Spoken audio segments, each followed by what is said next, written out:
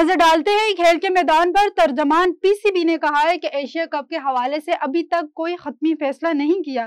तर्जमान PCB का कहना है कि मुशावरत जारी है और आज हतमी फैसला लिया जाएगा। फैसला पाकिस्तान के मफाद को मद्देनजर रख कर किया जाएगा। पीसीबी को कौमी टीम और मैनेजमेंट को मैच की मुकम्मल तैयारी की हिदायत की गई है। भारतीय पंजाब के वजीर आला भगवंत मान सिंह ने कहा है कि मैच में हाथ क्यों नहीं मिलाया। भारतीय पंजाब के वजीर आला भगवंत मान सिंह का कहना है कि खेल को नुकसान नहीं पहुंचा, हाथ नहीं मिलाया। क्या इससे ऑपरेशन सिंदूर जीत गए? पाकिस्तान के साथ खेले हैं, कैच भी पकड़े हैं, या ऐसे कहते हैं हमने गेंद को हाथ नहीं लगाया, पाकिस्तान का बल्ला लगा है। उन्होंने मजीद कहा कि सरदारों से क्या कसूर हो गया, उन्होंने पाकिस्तान इबादत के लिए नहीं जाने देते।